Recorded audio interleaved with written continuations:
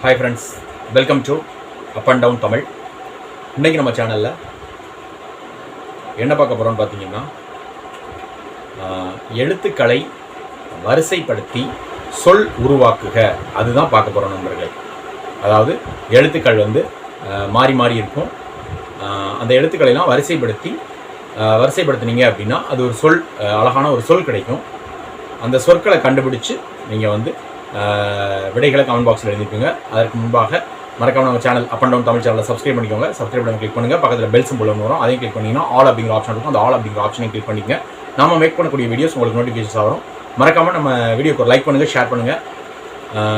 நீங்கள் கண்டுபிடிக்கக்கூடிய விடைகளை, அதாவது எழுத்துக்களை வரிசைப்படுத்தி கண்டுபிடிக்கக்கூடிய விடைகளை நீங்கள் கமெண்ட் பாக்ஸில் விடையை எழுதி அனுப்புங்க நண்பர்களே. வாங்க இன்றைக்கான எழுத்துக்களை வரிசைப்படுத்தி சொல் உருவாக்குக, அதை நம்ம பார்க்கலாம் நண்பர்களே. ஹாய் ஃப்ரெண்ட்ஸ், இப்போது நீங்கள் பார்க்கக்கூடியது ஒரு அழகான சொல்.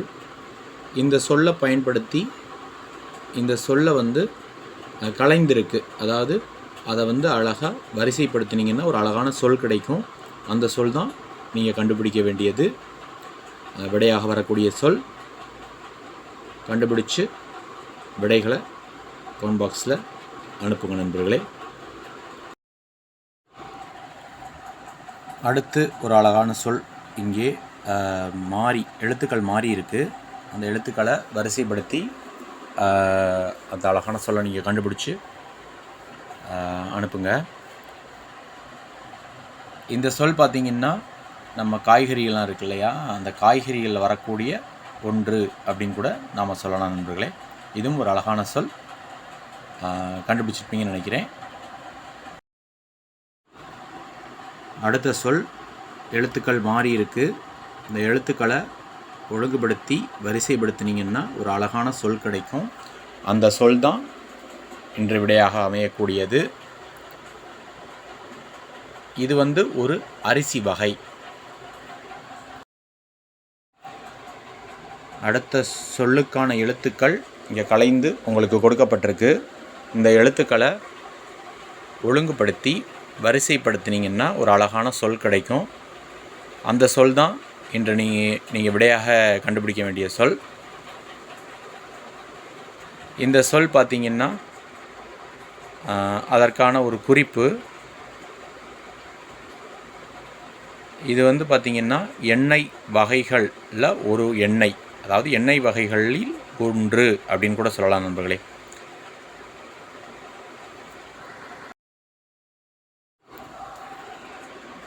அடுத்த சொல்லுக்கான எழுத்துக்கள் கலைந்து கொடுக்கப்பட்டுள்ளது.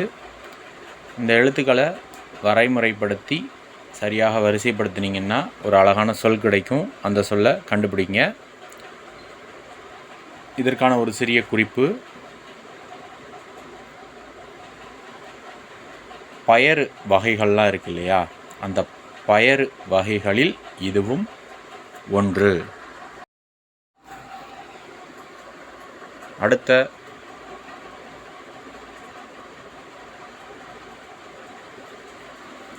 சொல்லுக்கான எழுத்துக்கள் கொடுக்கப்பட்டுள்ளது. ஆனால் எழுத்துக்கள் மாறி மாறி கொடுக்கப்பட்டுள்ளது. இந்த எழுத்துக்களை ஒழுங்குபடுத்தி விடைகளை கண்டுபிடிங்க. 3 எழுத்துக்களை கொண்டது. இது ஒரு பருப்பு வகை. அடுத்து நீங்கள் கண்டுபிடிக்க வேண்டிய சொல்லுக்கான எழுத்துக்கள் மாறி மாறி கொடுக்கப்பட்டுள்ளது. இந்த எழுத்துக்களை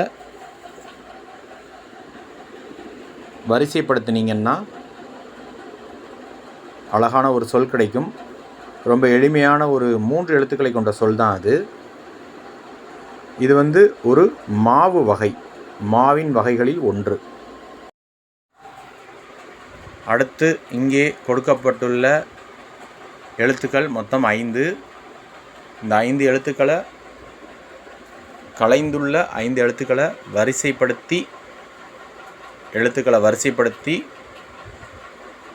ஒரு சொல் உருவாக்கலாம். அந்த சொல் நம்ம சமையலுக்கு பயன்படக்கூடிய முக்கியமான பொருட்களில் ஒன்று அப்படின்னு கூட சொல்லலாம் நண்பர்களே. அடுத்ததாக இங்கே கொடுக்கப்பட்டுள்ள மொத்த எழுத்துக்கள் 4 எழுத்துக்கள். இந்த 4 எழுத்துக்களையும் வரிசைப்படுத்தி பார்க்கும் பொழுது ஒரு அழகான ஒரு சொல் கிடைக்கும். இது நறுமணம் மிக்க ஒன்று அப்படின்னு கூட சொல்லலாம் நண்பர்களே. அடுத்த சொல்லுக்கான எழுத்துக்கள் கலைந்து கொடுக்கப்பட்டுள்ளது. மொத்தம் 6 எழுத்துக்கள் திரையில் காண்பிக்கப்பட்டுள்ளது. இந்த எழுத்துக்களை வரிசைப்படுத்தி பார்த்தீங்க அப்படின்னா உங்களுக்கு கிடைக்கக்கூடிய ஒரு சொல் ஒரு மரத்தின் பெயராக அமையும். திரையில் கொடுக்கப்பட்டுள்ளது மொத்தம் 2 எழுத்துக்கள் மட்டுமே. ரொம்ப எளிமையாக நீங்கள் கண்டுபிடிச்சிடலாம். இதற்கு குறிப்புகளும் அவசியமில்லை. 2 எழுத்துக்கள் தான். ரொம்ப எளிமையாக கண்டுபிடிச்சிடலாம். இருந்தாலும் உங்களுக்கு குறிப்புகள் கொடுக்கப்படுகிறது. இது ஒரு விலங்கின் பெயர்.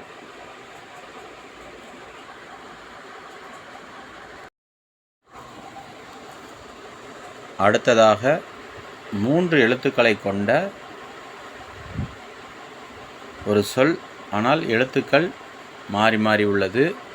எழுத்துக்களை வரிசைப்படுத்தி அந்த சொல் என்ன அப்படிங்கிறத கண்டுபிடிங்க.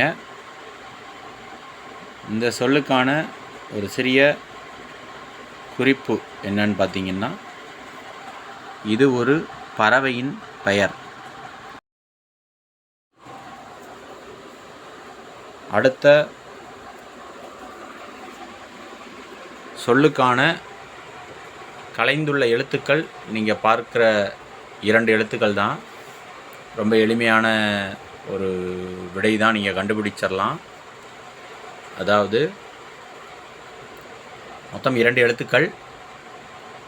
ரொம்ப எளிமையாக நீங்கள் கண்டுபிடிச்சிடலாம். மகிழுந்து அப்படிங்கிறதுக்கான ஆங்கில சொல். அடுத்த சொல்லுக்கான கலைந்துள்ள எழுத்துக்கள் நீங்கள் திரையில் பார்த்துட்ருக்கீங்க.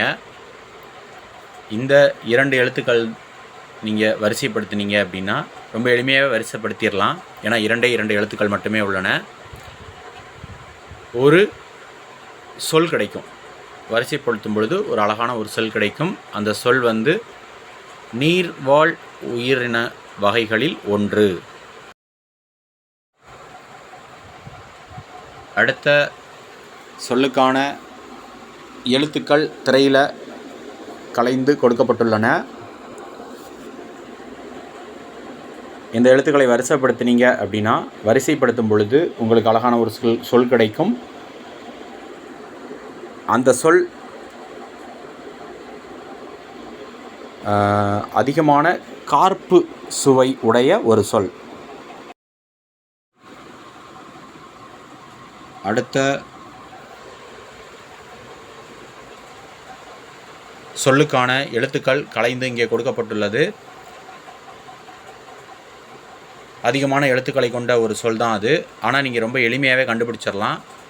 2-3 எழுத்துக்களை முதல்ல கண்டுபிடிச்சிங்கன்னா அந்த சொல்லை எளிமையாகவே கண்டுபிடிச்சிடலாம்.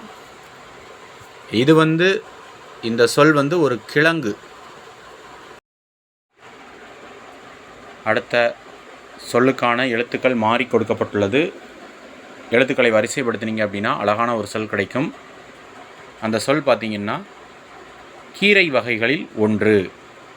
நறுமணம் மிக்கது.